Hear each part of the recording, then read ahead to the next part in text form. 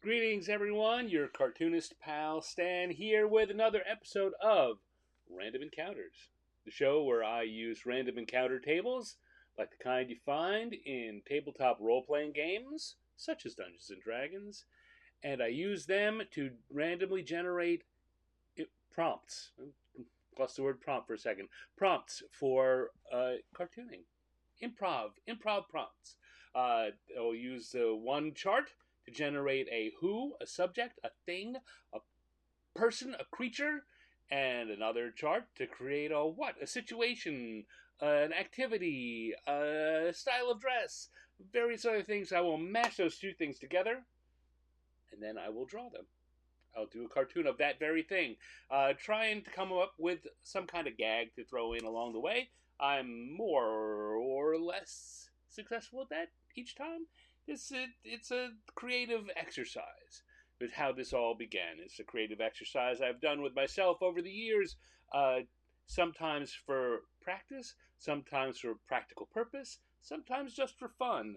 And that's what this is all about. It's about having fun while drawing because for the entirety of my life, have had a lot of fun drawing, and I like to encourage other people to do that too. You don't have to be a professional cartoonist like me.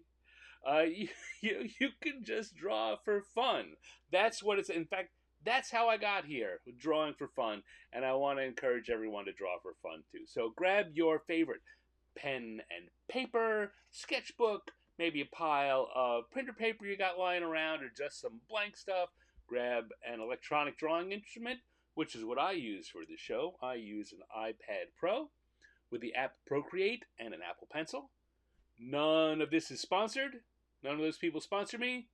I'd certainly be willing to take some sponsorship money, but I understand that you gotta bring in the big audience. You gotta have the eyeballs before you get the ka-ching ka-ching. Maybe one day.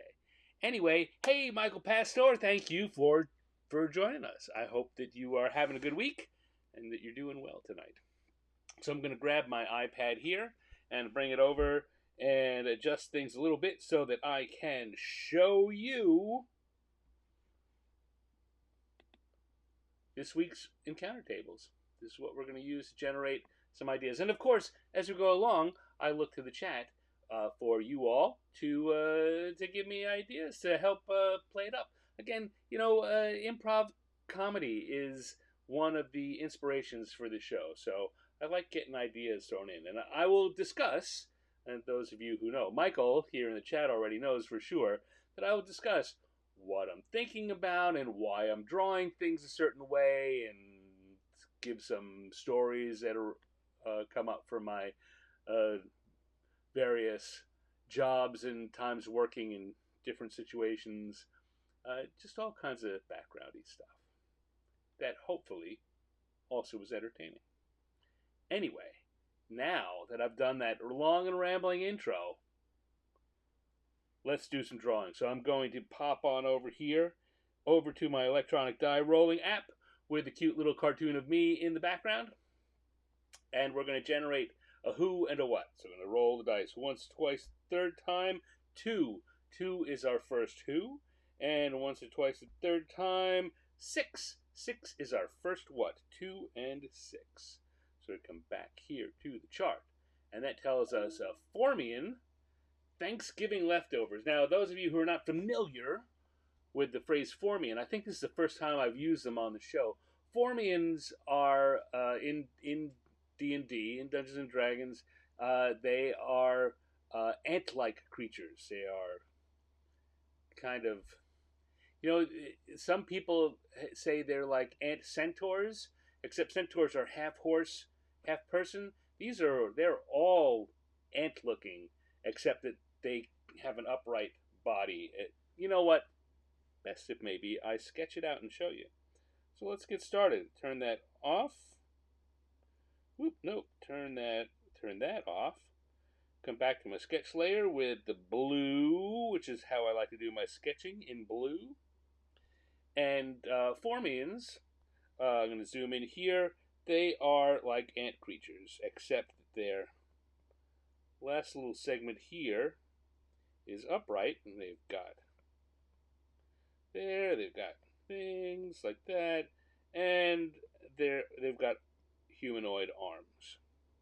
But other than that, they're ants. They are similar in build to, yeah, I mean, centaurs is a fair description, just kind of in shape, posture, I guess, rather than shape, and drow, which are like centaurs, only spiders. That's a drow, or not a drider, is what I'm trying to say. Which drider is got a dark elf, a drow top on top of a spider body. That's not what we're drawing here. I don't know why I need to tell you that, but like I say, I like to pass along bits of information while we're doing this. So that's what we're doing. We're doing Formian leftovers, right? It was leftovers. I got to go back and check that out again. It is Formian Thanksgiving leftovers. All right. So, sound like the Brusque from Star Frontier, says Patrick. Yet not unsimilar. And for all I know, Brusque might have been just Formians taken and given a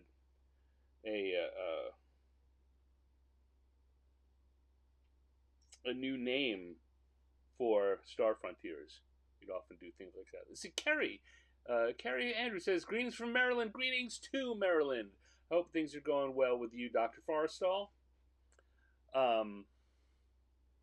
See, Michael says, I have the app Pen Up from Samsung for my tablet. Or Stylus from a Target. All right. Well, there you go. I hope you're playing around with those. If not now, immediately, in general.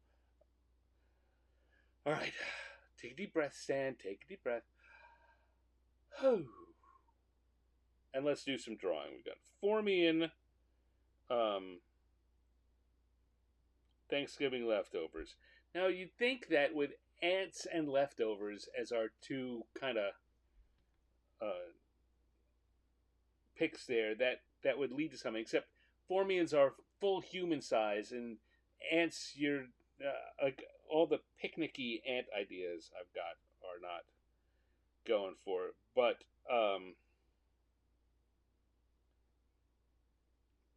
and you'd want to do something like this, and I'm already beginning to think about how we might do it. Right, we have what's left over of a turkey carcass.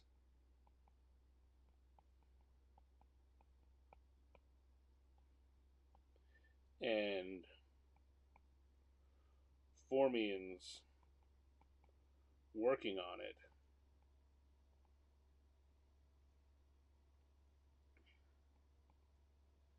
That's what we're going to do. This is the basis of what we're going to do.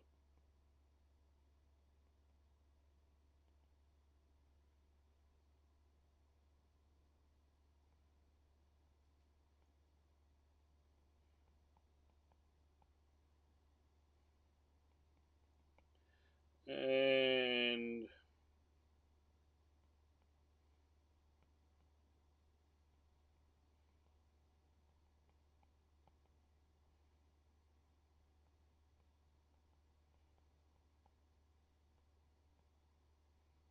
I know that's probably not making a lot of sense to you. I'm putting little lines here.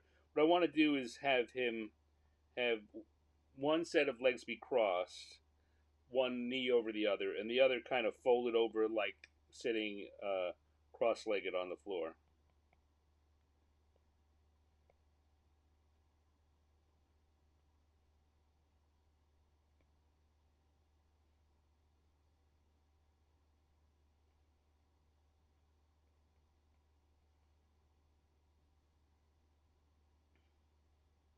That's a little... and I'm working here on size. Again, I'm trying to play off the idea of ant on like a chicken, But I want them to be big enough so that they're taking up a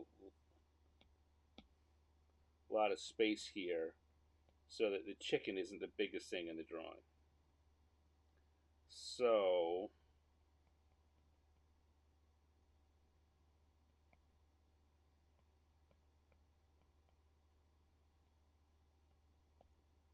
you'll find out the gag when we get to the end.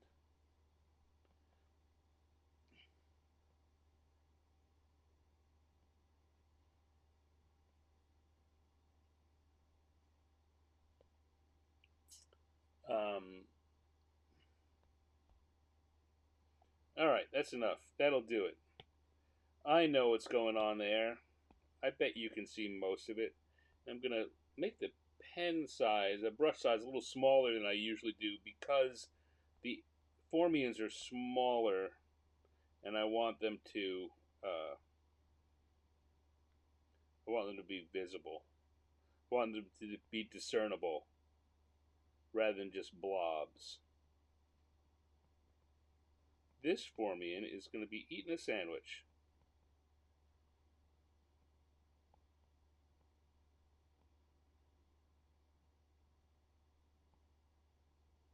And now we get the leg part. It's going to be a little problematic. Not terribly so, mainly because this is a quick drawing, so I don't have to worry about getting everything exactly right.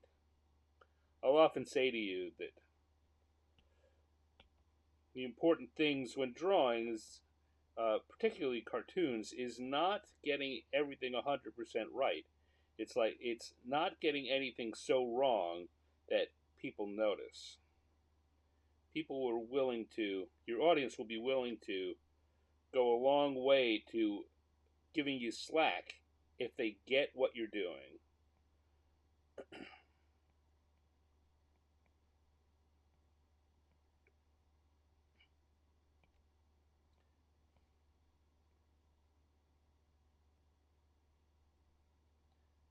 These Formian faces also owe a lot to a character from the Marvel comic Micronauts. There's a character in that comic called Bug that I like a lot, and my little insect faces often owe a lot to Bug.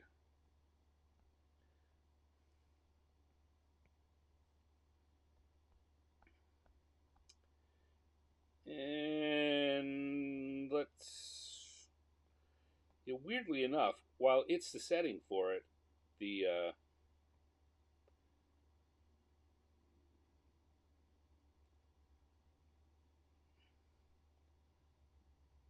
turkey slash the bird carcass here is really one of the least important parts of getting this right, because people, again, that's one of those things where people will give me a lot of slack. The audience, people reading this, I hope you will give me some slack. I'm talking, when I say people, about people who look at this later.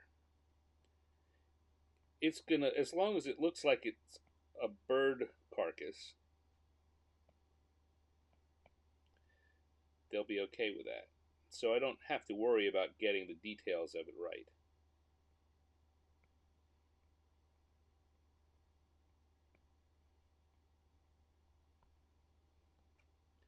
And then we're going to come here. We'll have the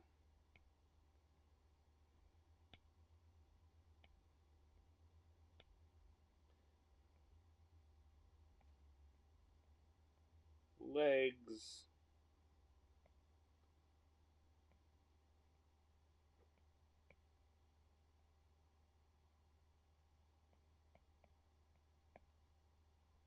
There we go. Looking good. I can't remember. I'm trying to think of the last time I drew Formians. Probably would be a long time ago. They're not a creature that comes up a lot. I did a coloring book for as an assignment for the D&D website way, way back in like probably about 20 years ago. And I included Formians in it just because I wanted a scene where the characters, little kid characters, were running around and everyone was working. It's like they wanted to be like a work site, like a construction work site. And Formians seemed to me to be the creatures that would represent that best. Alright, so now we're going to have some ribs here. Like I say, I don't need to get this right. And when I put colors on it, just coloring these white will sell the fact that they are rib bones.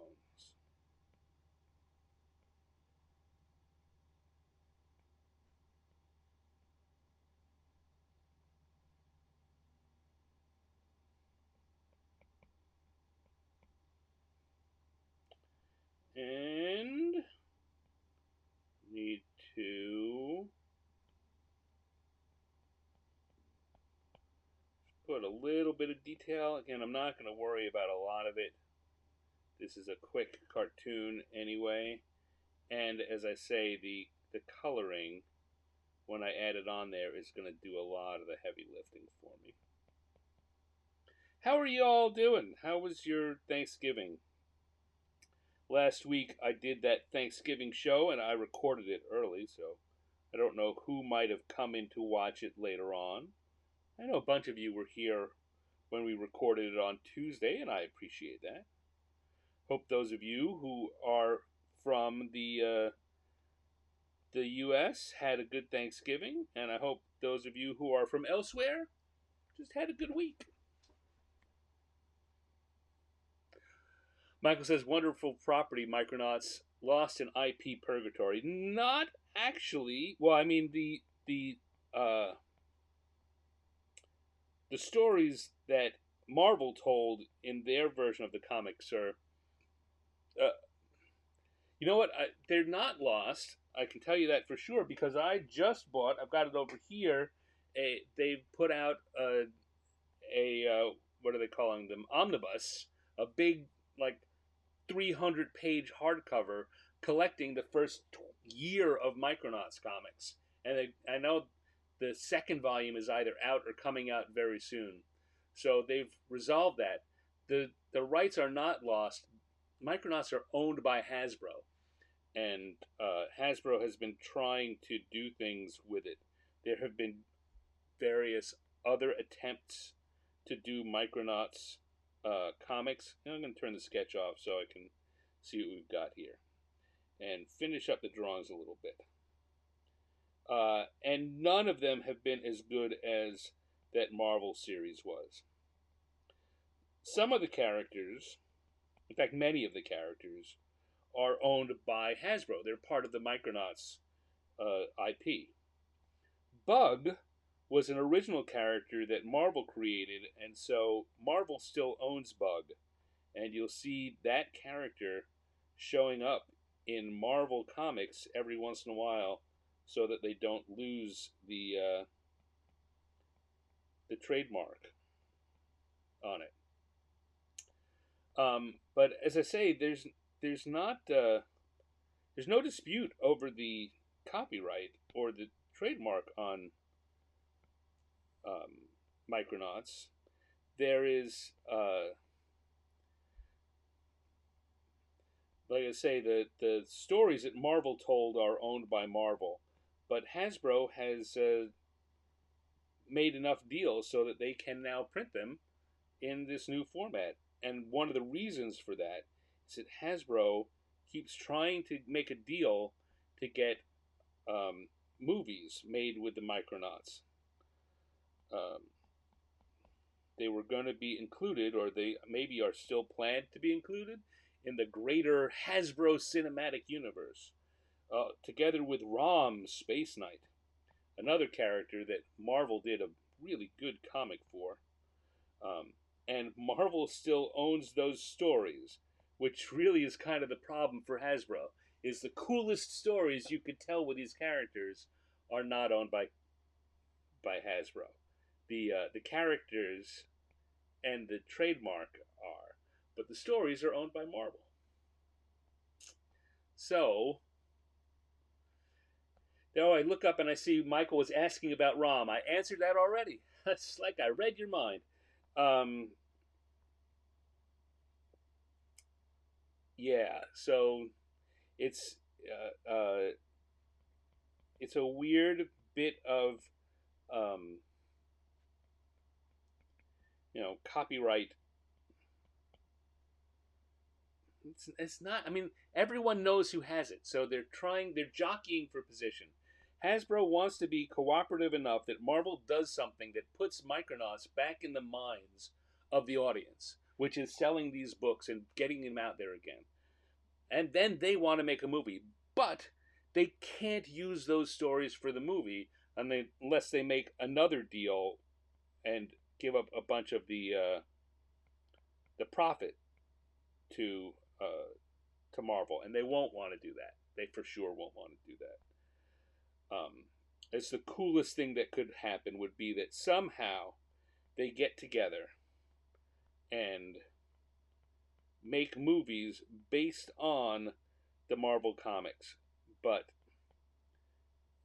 Marvel would have to share in the profits for that, and Hasbro, if you follow the financial news at all, is really desperate to make profits, so they don't want to give up any of that. And the fact of the matter is, as good as what Marvel did with Micronauts was, and I think it was really good. You could make other really good stuff. You could make a whole new storyline with the Micronauts and make it be good. But you're rolling the dice, as it were. If you don't make it good, then there's nothing.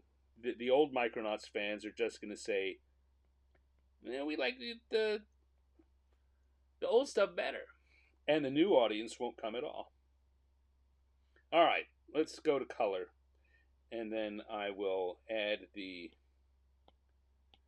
joke in at the end. So I'm using the gloaming brush, which gives me this. Let me make sure I'm on the gloaming brush. Yep. Which gives me this crayony, markery kind of shape or effect. I'm using what I call my shape within a shape kind of drawing. I'm or coloring style. I'm identifying the shapes within uh, the part that I'm coloring. In this case, we're talking about the bird, and I'm coloring to highlight those shapes because that adds a little bit of sense of texture and shape and three-dimensionality to what otherwise is a flat drawing.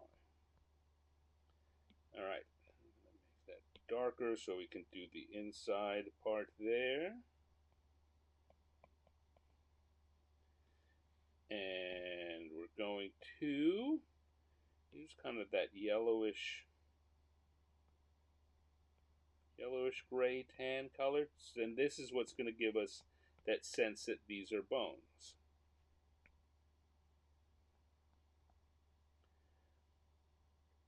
And I'm going to do a kind of rough red for our Formians.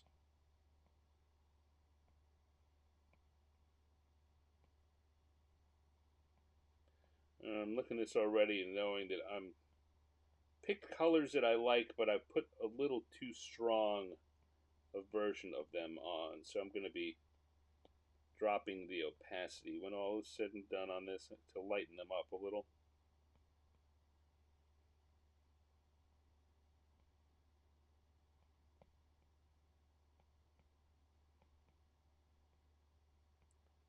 Okay.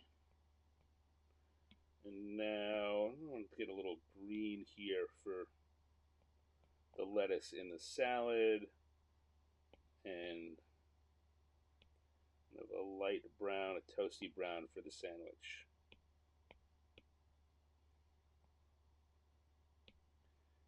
And yellowish, dark yellowish for the eyes.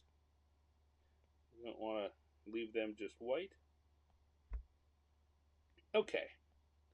Now, the last little bit is to add a little bit of shading. Not really shadows, but that underside shading, which again helps with the three-dimensionality look of it. Same thing for the turkey.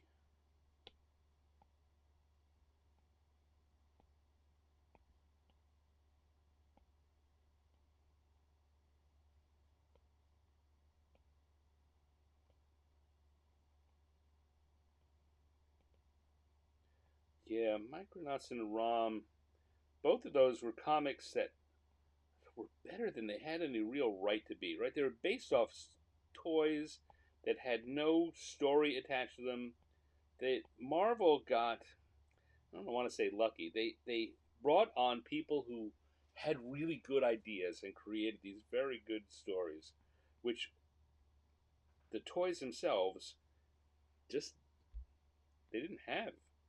There was no story. The Micronauts were just, it's the little guys. That's the story. Rom was, he's a space knight and he protects people because he's a knight and he's from space. Marvel made up good stories to go with them, but then had to give the whole thing, had to give the characters back when the contract ran out. I'm going to put a little bit of blue here to accent the shadow. Again, to just give that little bit of sense of three-dimensionality. And now you get to see what gag I had in mind.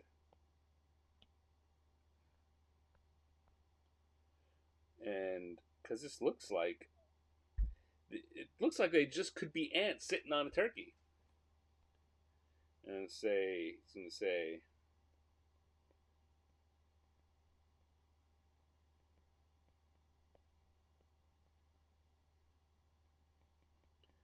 where'd you find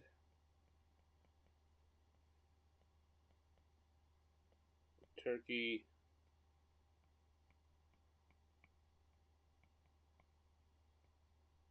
that big?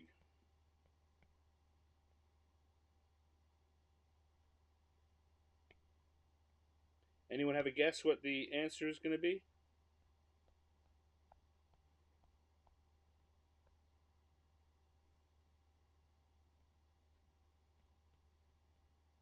The answer is going to be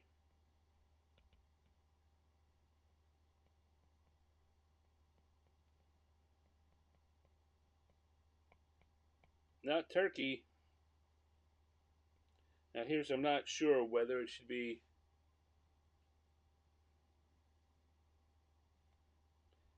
oh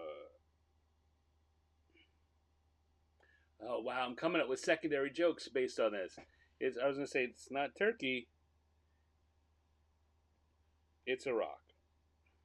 Now I'm thinking of, can you smell the rock cooking?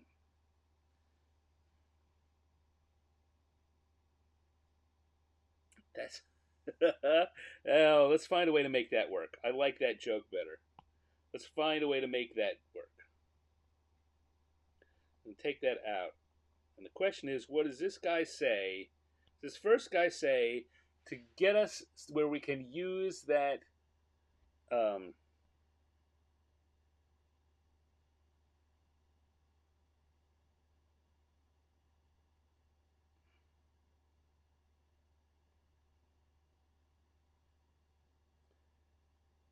we can use that punchline.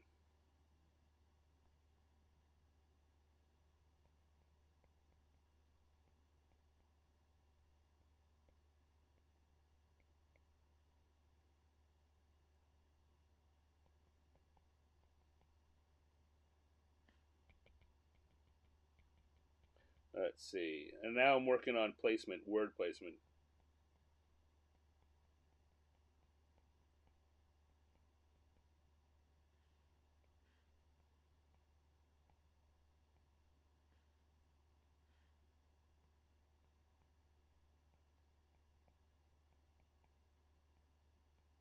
Did you smell that the rock was cooking?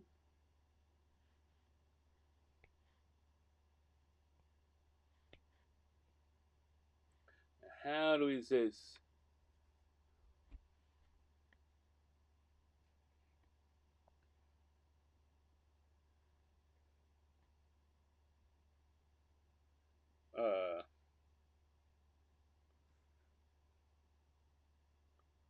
Maybe he's going to say something like,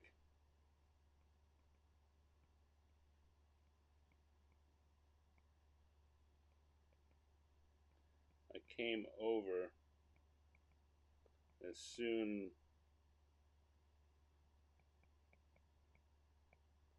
as I knew you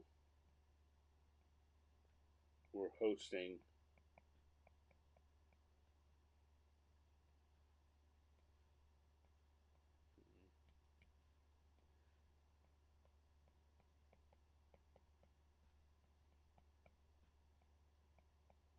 Thanksgiving.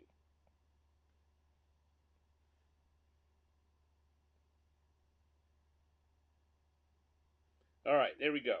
That works. It's not great. Again, Ivan will say this, and this is the way doing cartoons like this works.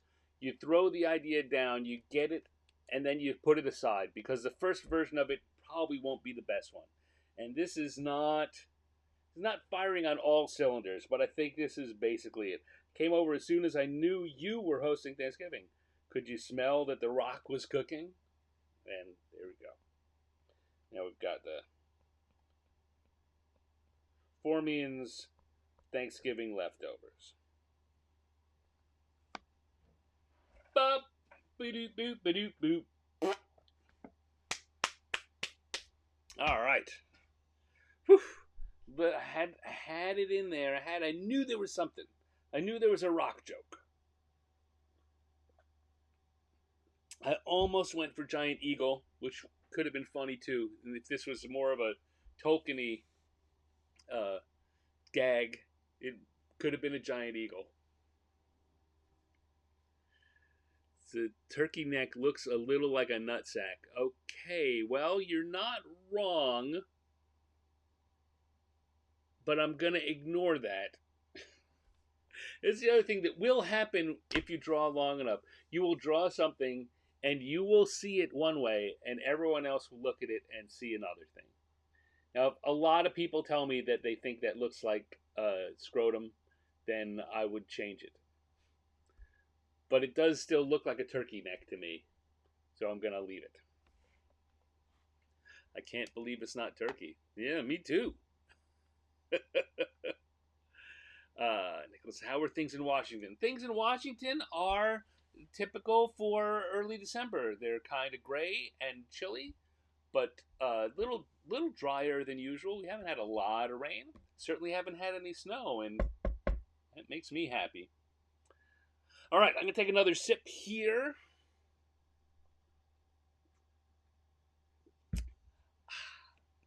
Coke Zero, the Breakfast of Champions, and we will turn off round one. Turn on round two. Back to our blue sketch. Blue sketch. Turn back on our random encounter tables. And it's time to go ahead and do round two. So we're going to head back to the die roller. And we're going to roll the dice. Once, twice, and third time, 5. 5 is our next two.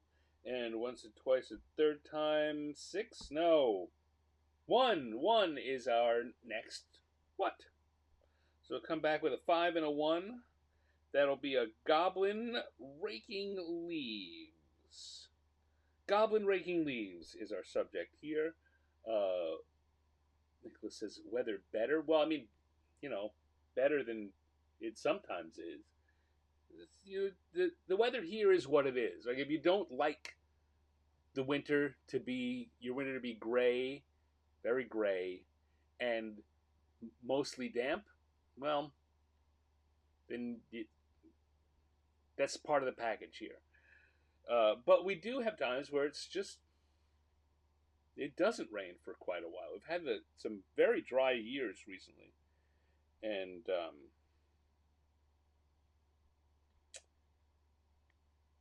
then it's pretty nice because it doesn't get that cold. Yeah, we have cold days. We do have cold snaps, but mostly the temperature is above freezing, even overnight. So it's nice. Michael says we had winter thunderstorms last night. Yeah, snow thunder is weird. Weird, I say. All right, so goblins raking leaves. So let's see. We're gonna have the basic goblin body shape is going to be small body, big old head, big ears. Eyes are going to be set apart, big mouth.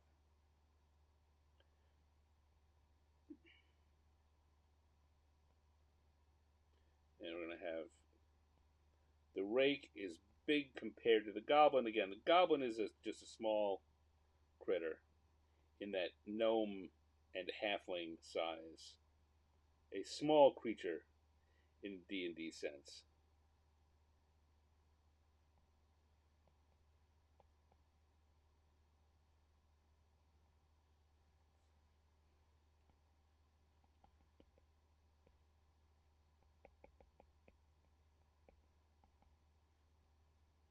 And I think what we're going to do is we're going to have one goblin leaping out. Goblins are tricksy creatures. One of them's going to be leaping out from the wood, the leaf pile at the other.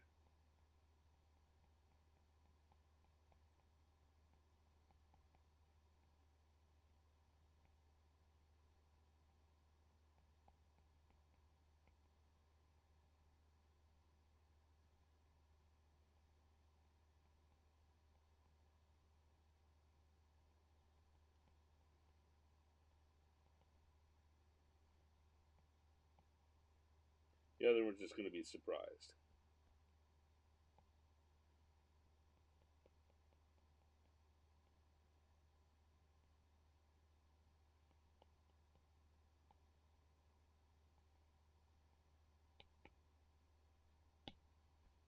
That's looking okay. Little. So I like to do these on square palettes because I do a lot of my printing and publishing in square shapes. It's an interesting form factor that isn't used a lot. But there are some drawings that if you can't have a image that fits well, lays out well in a square, you wind up having to either draw smaller or just have a lot of wasted space. And in this case, I want one character to be leaping out to attack the other, and that is a very horizontal shape. So we're not going to use all of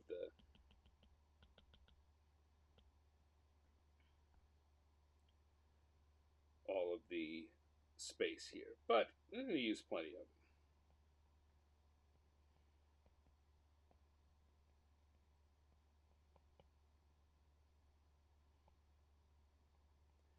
I think that one of the things we're going to put our goblins in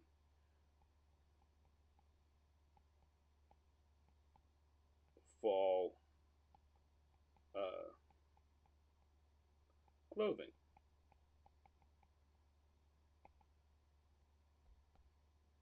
There we go. Done enough sketching there to figure out what it's going to be. Which goblin should I start with? Let's start over here with our leaping goblin. He seems like a fun guy to draw. I've switched the size of my brush back up larger so that we can get more detail in with quicker drawing.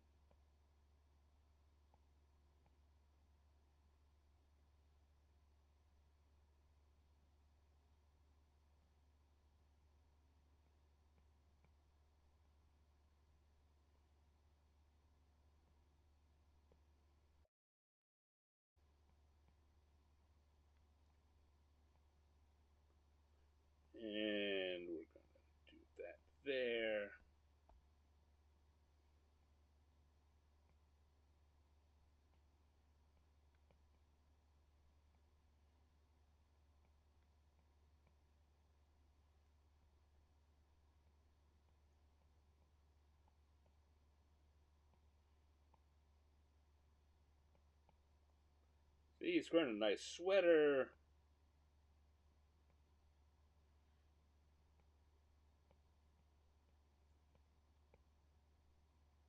Because it's autumn and it's cold out.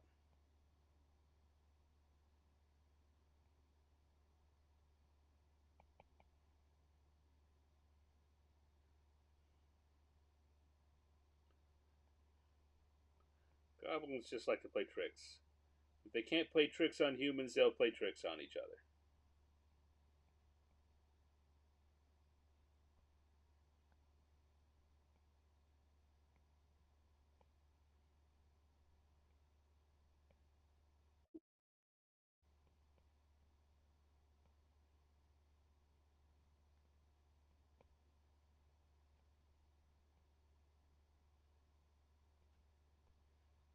That's looking okay. And he is for sure coming out of coming out of there. That's what this relies on.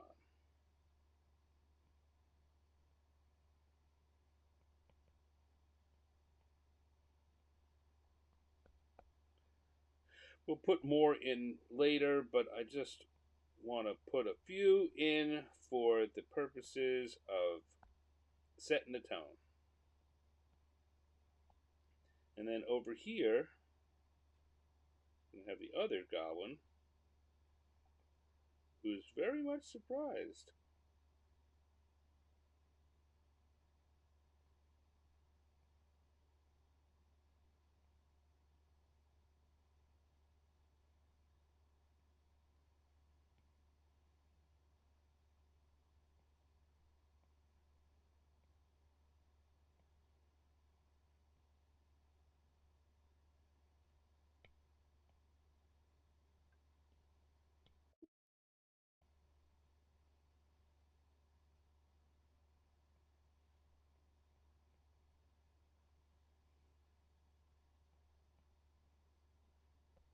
Goblin Autumnal Fun.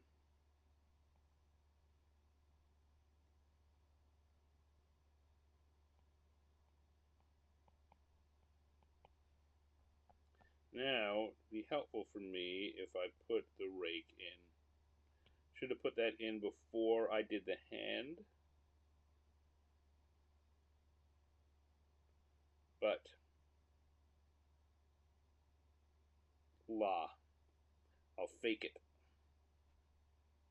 Particularly when working here in digital, there's no reason not to draw the whole line. You know, it's tough when you're working in when you're working in traditional media because if you draw a straight line through here, you have to erase it, and some things don't erase easily. Digital things erase; you could just take it out. It's like it was never there. So here, in particular, I want his hand to come there. Just take it out.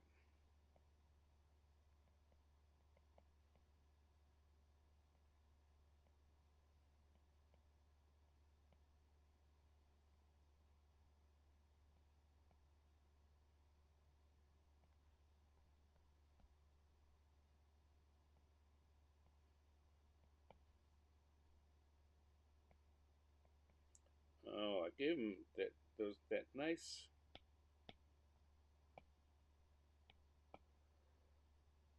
scarf, and I didn't draw it in there. Again, so easy to come in and add it back in.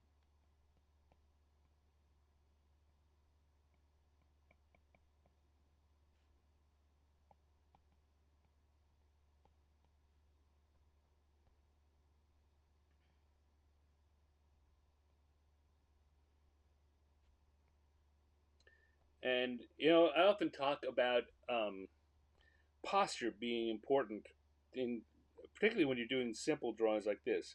And if you just draw your characters standing straight up and down, they get to be pretty boring.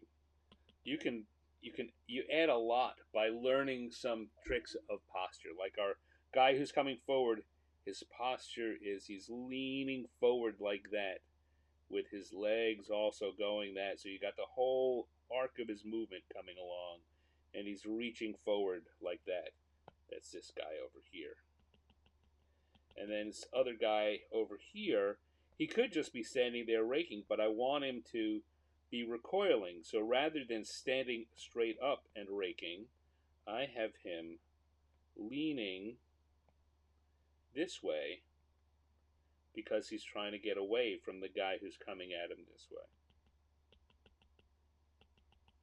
And these little things just to think a little bit about, take a little extra time, they really will up the emotional impact of even the silliest little cartoons you're drawing.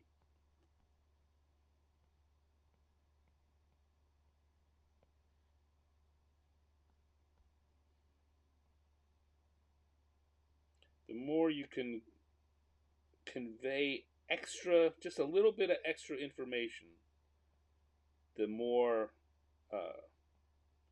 successful your drawings will be. Again, that's why I take the time to do the coloring the way I do, to convey a little bit of extra information.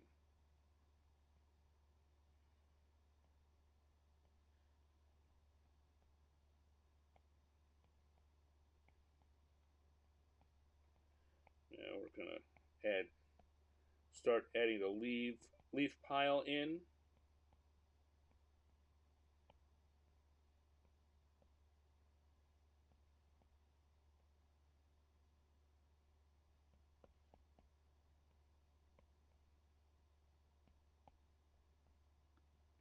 I'm going to take the whole thing. I'm going to take both of these layers.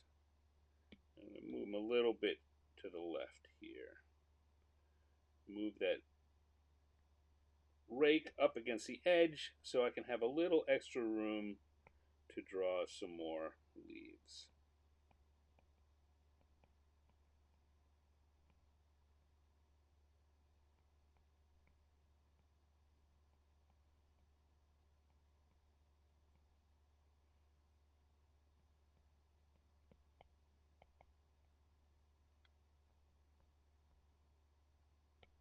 You want to change the way this goblin is looking, so it's looking more specifically down at that guy. I don't know, can you see that difference there between what I had here with the eyes, where he's looking kind of there? No, he's looking kind of there. He's looking over him. I was noticing that. So I'm going to change that. Take that eye out. Just bring it a little lower so he's definitely looking there. And that doesn't change any of the major things that's going on in this picture, but it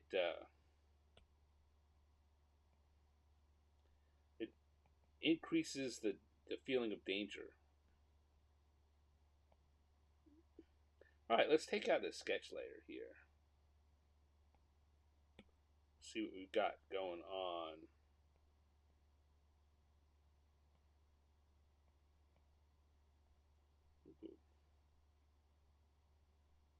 Give him some sweat bullets.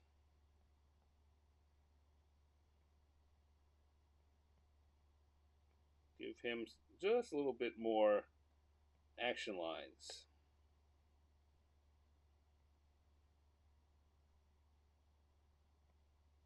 Nope, not that one. There we go. And then I'll put some more leaves around here.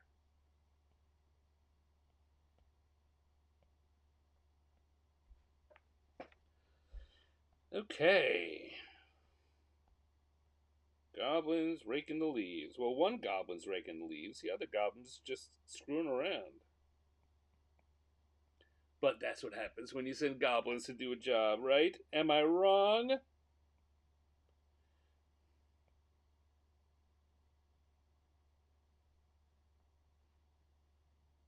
Okay. I like how that looks. Let's now go in and do the colors. I'm going to switch back to that gloaming brush one more time.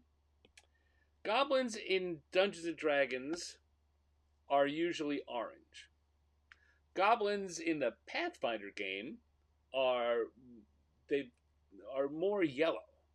Goblins in a lot of fantasy fiction, generic fantasy fiction, turn out to be green a lot. A lot of evil creatures are just green.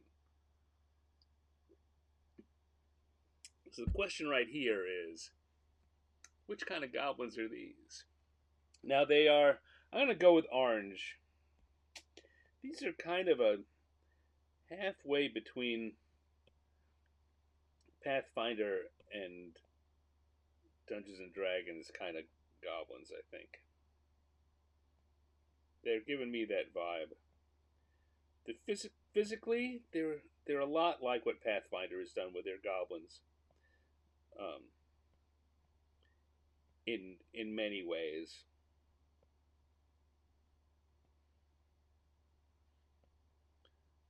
Pathfinder really played up that oblong shape of the head. But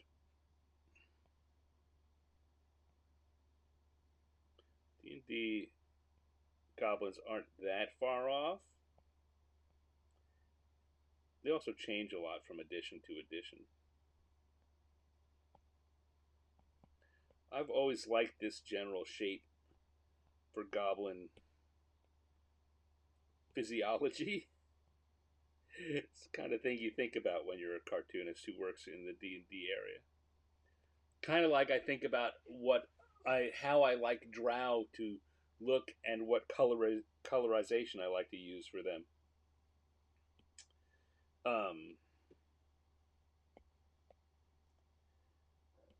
People who work on this stuff will have opinions about these very strange and esoteric things.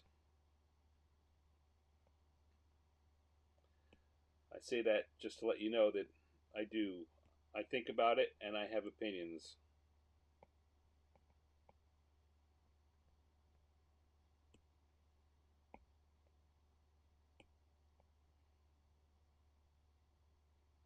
There we go.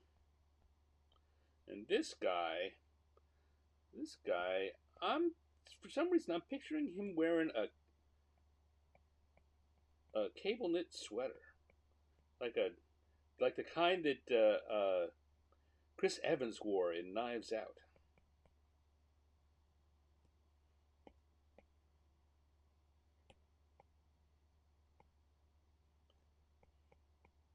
I also figure he's also again these things pop into your head when you're drawing. You should encourage yourself to have these kinds of make these kinds of decisions, even though they don't matter. I'm sure he's wearing corduroy pants that one that's sleeping. Doesn't matter. I'm not putting the corduroy ribs on it or anything, but I'm sure he's wearing a cable knit sweater and corduroy pants.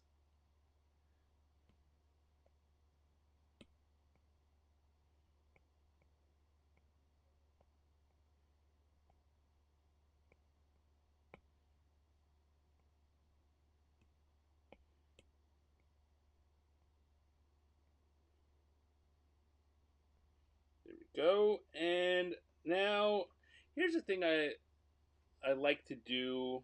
I'm going to try something with these um, leaves. I'm going to start with a base of yellow. A good color for autumnal leaves. But then I'm going to go to another brush. I have a painting brush. Is it the one I use? It's not the calligraphy brush. The painting, the artistic. I think it might be that hearts brush. Let me see what that looks like if I. Let's see. Yeah. I will.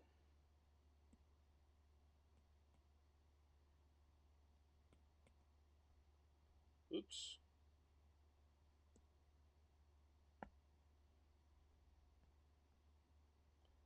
So now you see that this, if I hit, it's not, no, because I've got white. Undo those. All right, let's go back to the yellow. So if I just hit, no, that's not a good one. I know I'm not talking in complete sentences. This can't be good for you. So what I'm trying to do is find a um. All right, yeah, that'll do.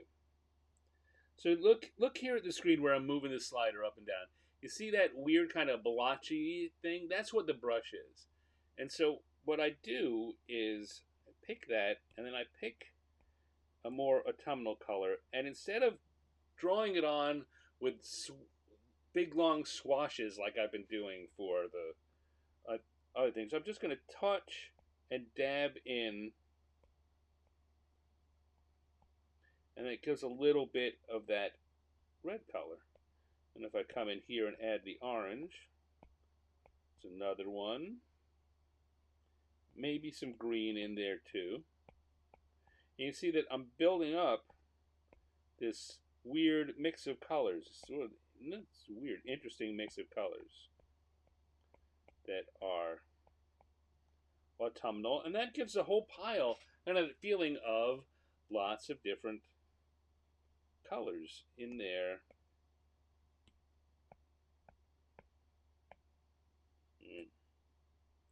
There we go. And now I come back to my gloaming brush. It's a whole lot of work and a whole lot of talking for something that happened so quick. And we will grab some of those colors, and I'm going to make the individual leaves down here different colors.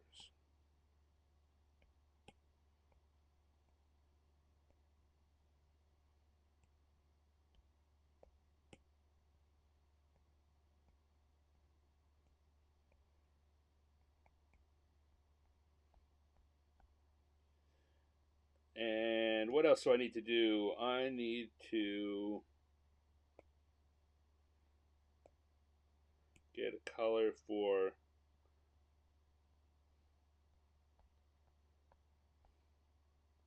the sweat bullets, the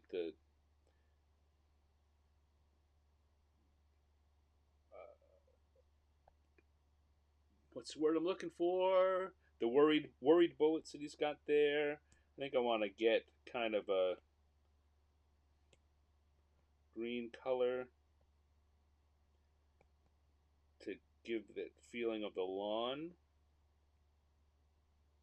that it's around here.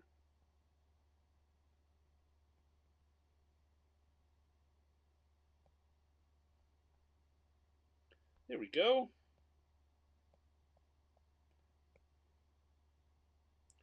And now we've got ourselves goblins raking leaves.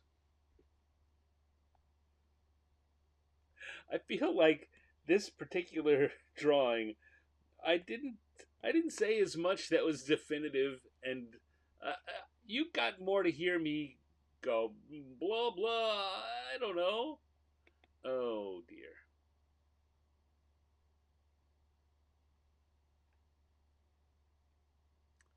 Well, looks like the broadcast has ended.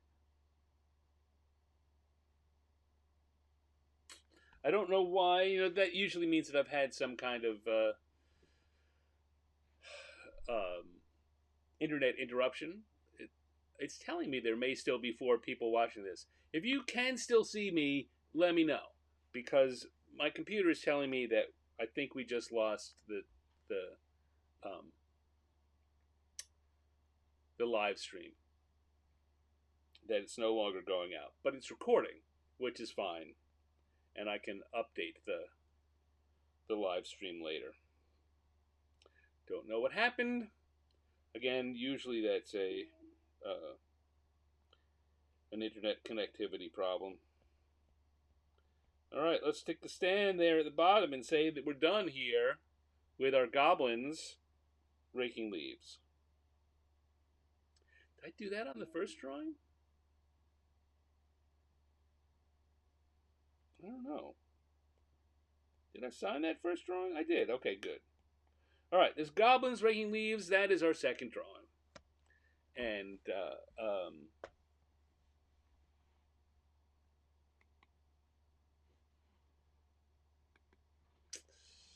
that's what we're gonna do. I'm pretty sure that this is not going out anymore. I'm sorry, folks. If you watch this later, you don't care. Those of you who are watching live, I apologize to you, but I don't know what happened. But I'm going to finish this. Unfinish the show, and then I'll update online if I need to. So, let us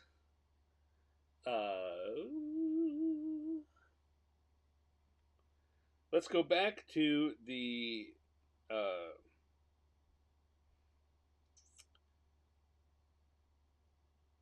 encounter tables. Let's reset the sketch for sketch 3 and go from there. All right, one more drawing, and that'll be it.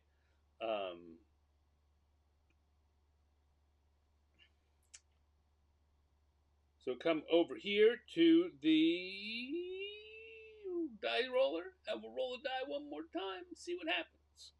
Once, twice, a third time, and one. Did we have one? Was one goblins? No. One was a vampire. Okay, vampire is our who. And once, twice, a third time, 4. 1 and 4. 4 is Cyber Monday. Vampire on Cyber Monday. I was hoping Cyber Monday or Black Friday would come up because actually all 3 of those here on the list, the Cyber Monday, Black Friday, and Thanksgiving leftovers, are getting yanked next time because their time has passed for being relevant. So I'm glad we got 2 of them come up on the dice. Cyber Monday, vampire on Cyber Monday. And, well, since I'm pretty sure we're not broadcasting anymore, I'm going to have to come up with an idea all on my own.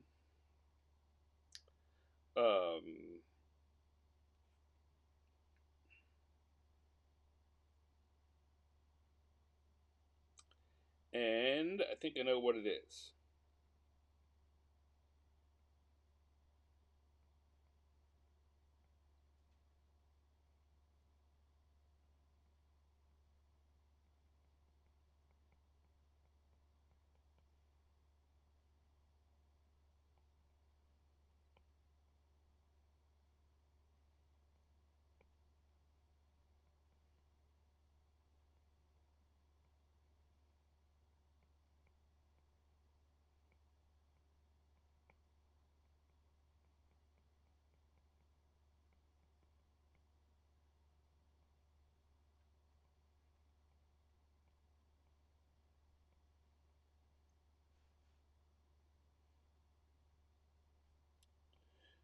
You know what? I should make sure that I talk more. I know that there's not people here that I'm talking to. I'm like, oh, I don't need to talk anymore. But this is a video that people are going to be watching, so I need to talk.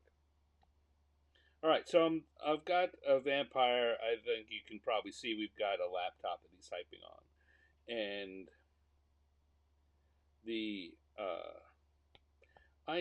I just was putting him on like a little card table, and I'm realizing that's not gonna go. What I've got to do to make this work is make sure that I do something to make it a little more atmospheric. So we're gonna shrink that down, zoom in so it can work a little more.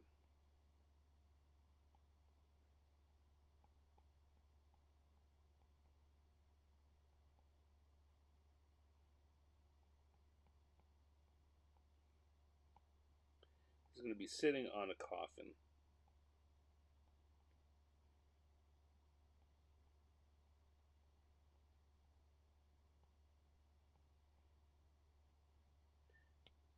And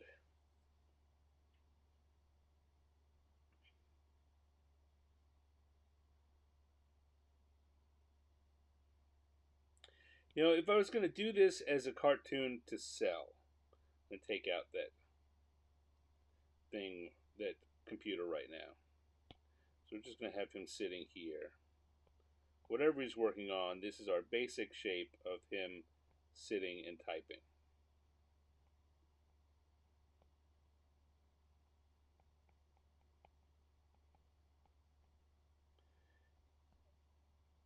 And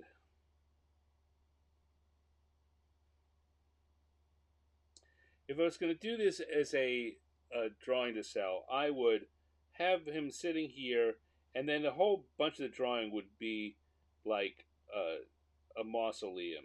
Like a lot of the drawing would be drawing the background stuff, because that, and you see that in cartoonists like Charles Adams, that the Adams Family, the original Adams Family cartoons. Uh, oh, lost me on YouTube, but apparently I'm still going on Twitch. Oh, thank you for popping in to say that, Michael. Yeah, something happened with the connectivity, and it dropped out. And I got a message that it dropped out. So I've just been talking to myself. I didn't think anyone was seeing it anywhere. Apparently, though, you can tell me that I'm still going on Twitch. So that's something. Um, so yes, as I was saying, if I was doing this for sale, uh, or for publication, I would spend most of my time working on the setting because, like Charles Adams, that's what would sell this. There's another cartoonist I like who goes by the pen name Grickle. Graham Annabelle is his name, and he does a lot of cartoons like that too, where the characters are in strange places, and that's what makes the cartoon work. Now the question here is, if I'm going to have him sitting uh,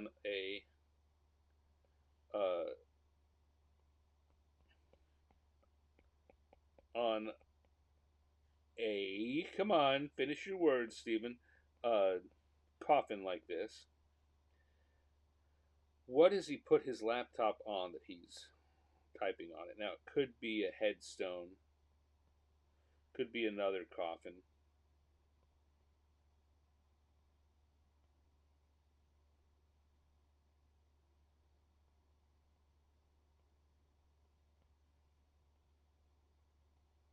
Not sure. Got to be something that he's put it on that he's typing.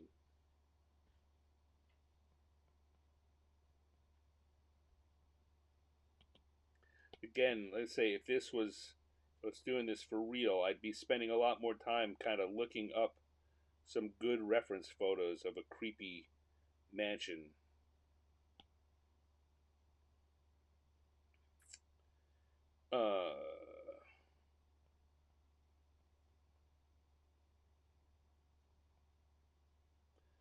I think we will put a little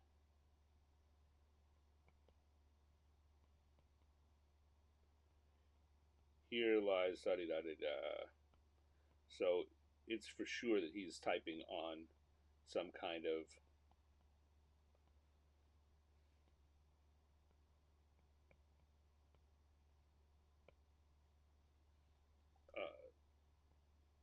gravestone in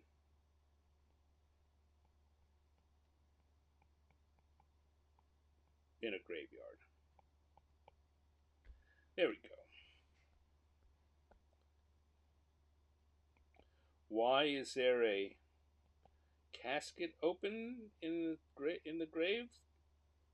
I don't know.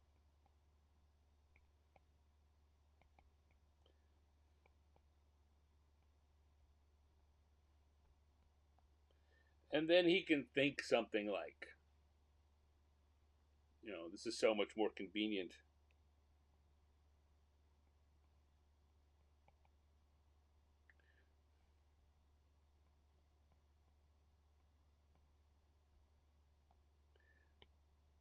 I don't know exactly what he's going to be thinking. Here's this one again. As I say, it's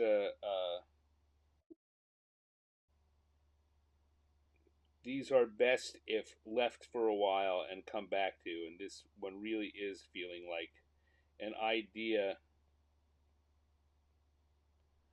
that half an idea that really needs to percolate more before I'd actually get something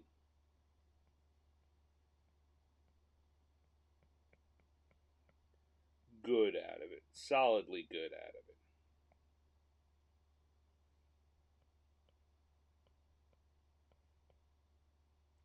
And, okay, good.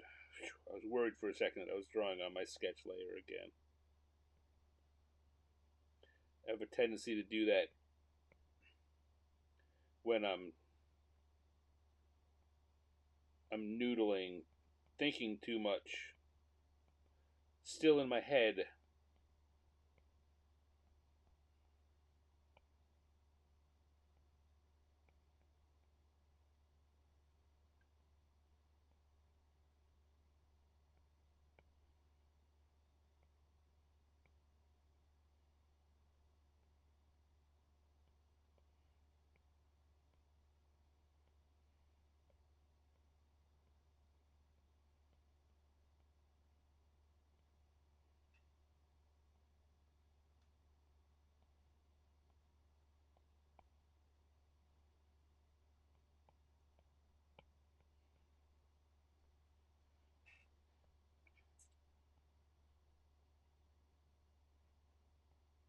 Really, I'm thinking that his thought is something like this has gotten so much easier now that the cemetery invested in Wi-Fi or something along those lines.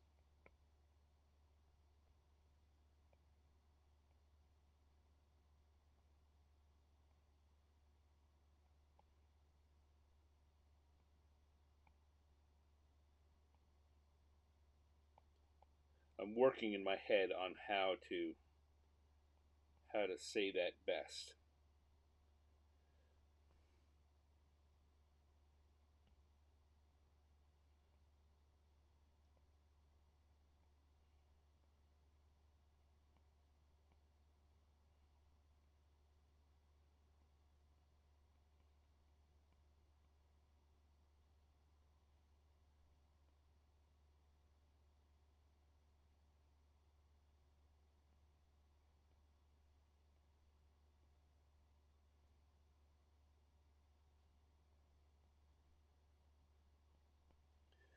Got a statue of an angel praying.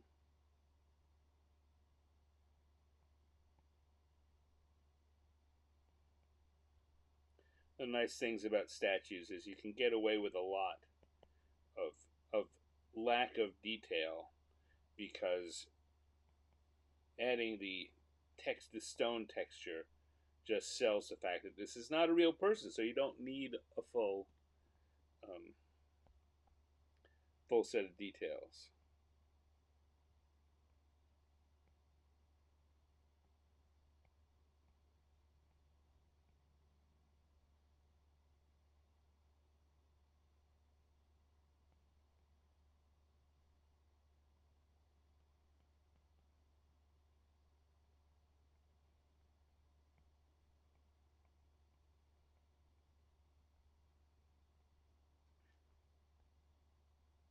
You see how just a couple of little that rough shape of a coffin might not read as a coffin, but if I put those handles on the side, suddenly that really helps to sell the idea.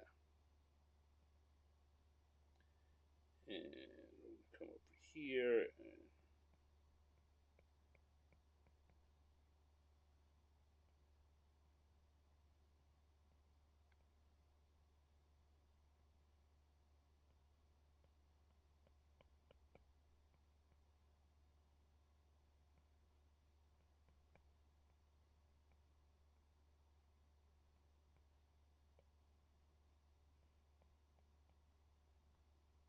Okay, I think that's working. You know what? I was gonna give him an apple symbol on the bat, but I think on the back, but I think we'll make it a bat instead, almost like a Batman bat.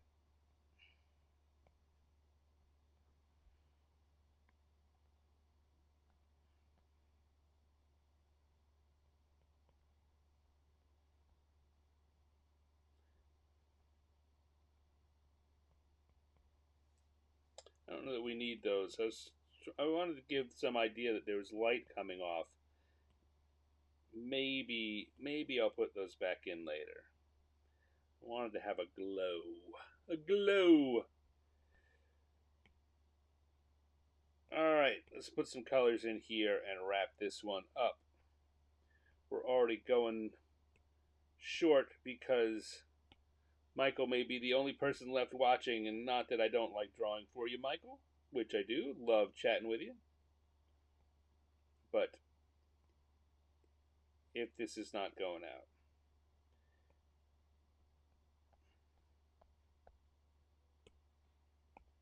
I'm ready to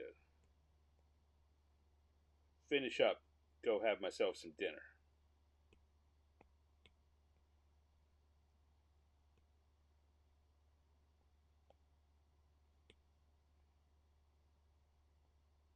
Nope, I want that to be bluer.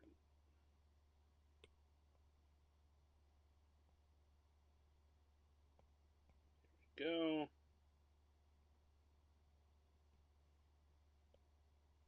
And we can come to more black for the pants. And even blacker for the shoes. No, even blacker than that.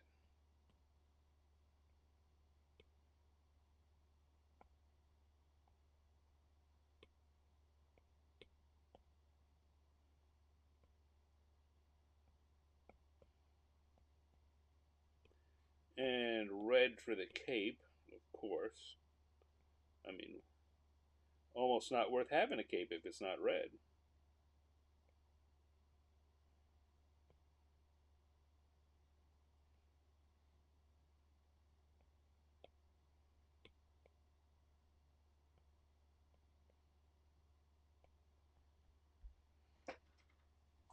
There we go. Maybe a nice yellow for the eyes. Just show that he's evil. Evil.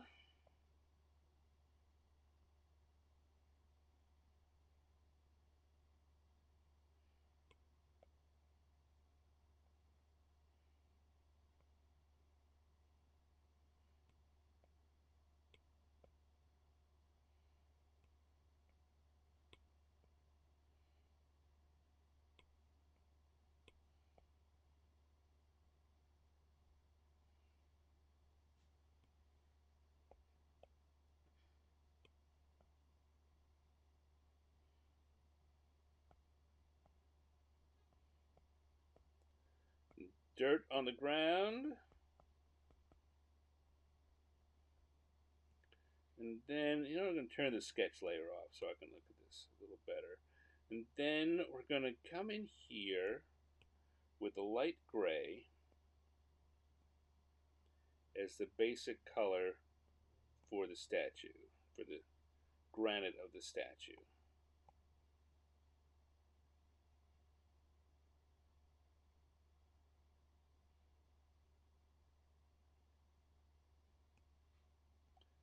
A little darker gray.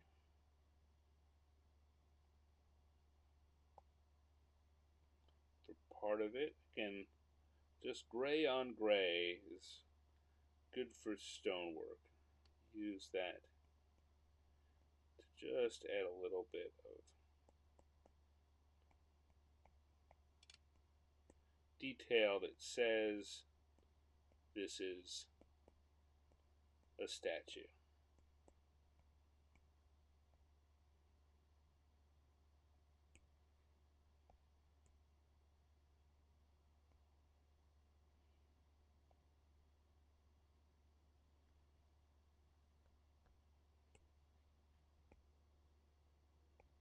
I think our vampire is going to have a nice, something friendly, like a pink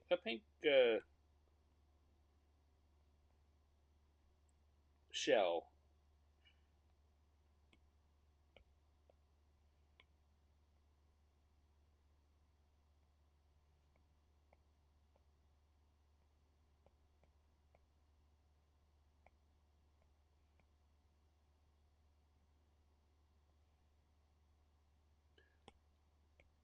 I was trying to come up with.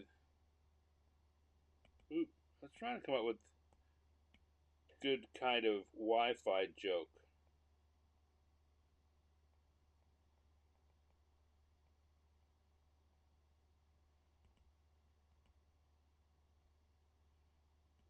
You know what? Here Lies makes me think like I really need to put a name in there.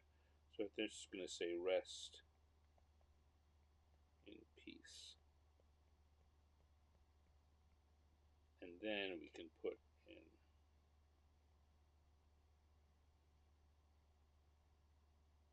If you could actually read the Here Lies, I would think that you need to be able to read the name of the person. But rest in peace there gives me the feeling that I can block out what would be the name.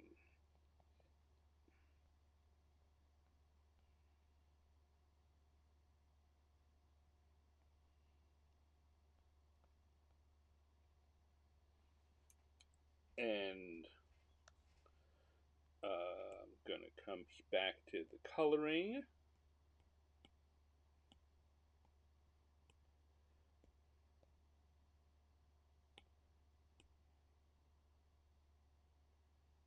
A little too dark. Why is that too dark? Because I'm going to do a bunch of it. I don't want it to draw too much attention to itself.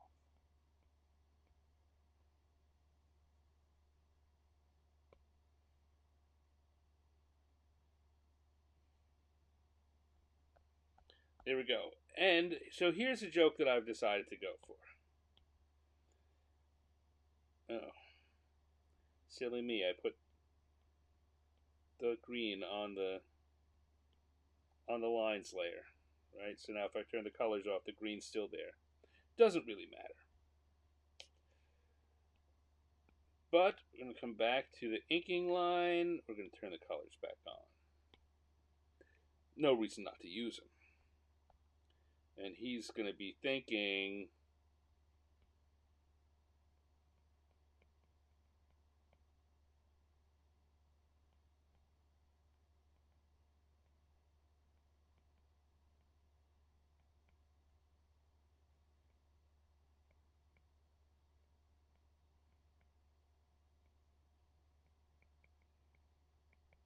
these deals are to die for.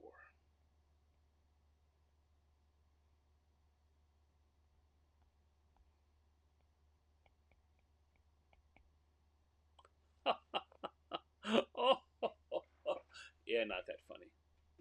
But, funny enough.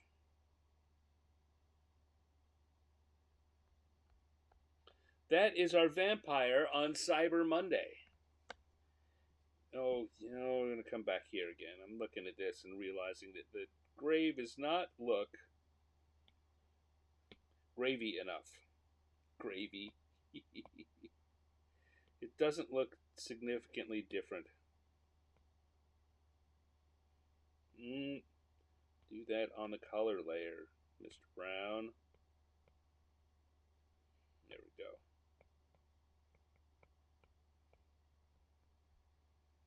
There, that works. All right, so there we go. We've got a vampire on Cyber Monday. Yada, yada, yada. So there we go. Another good evening of cartoons, of improv cartoons. We have a vampire on Cyber Monday. We have goblins raking leaves. And we have Formians with Thanksgiving leftovers. I look at this and once again, yeah, there's nothing that says that aren't just regular ants on it. You have to know they're Formians. Like the joke, you need to know the premise for that to be at all funny. This is one of those things where I think I liked my idea too much, or maybe not too much. It works, but this is a piece of advice I give to other people who are often in the chat room pitching ideas at me. This would be funnier. This is better used in a panel comic because the you need to set up the context. You need to be able to show that this is uh, a giant bird. There's nothing in this picture that says this isn't a regular sized bird and only slightly big ants. Um,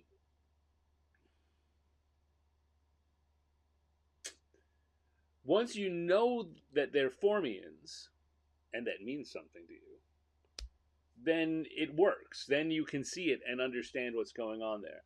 But until you have that information, there's nothing that says this isn't a regular sized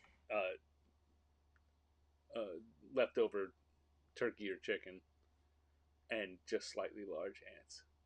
This would be funnier used a different way. Should have thought a little harder. This is not a good single panel cartoon. Still kind of a fun cartoon, fun drawing, fun to do for an evening, and that's what this is all about. Having some fun. And I do like how it, for a cartoon of a chicken with ants on it, it's pretty good. It just is not succeeding at what I set out for it to succeed at. Oh well. You live and you learn. So take that off the screen. I'll come back here and I will say, I apologize again to those of you who were in the chat. Michael, thank you for coming back and finding me on Twitch. Michael and Patrick and Nicholas. Who else was here? Kerry was here. Thank you all for joining me. Sorry that we had the video drop out. I don't know. Nothing I did on my end. I know because I didn't do anything. But yeah, sorry about that. Hopefully next week it'll be a little smoother. Until next week, let's see if there's anything I really need to tell you. Not really. Things are going good. Hope you all are having a good December. The start of your holiday season is going well. And I hope that you all can join me next Thursday and we will have no interruptions. You can stay for the whole time. We can chat. Until then, take care of yourselves, be well, and I'll see you soon. Bye.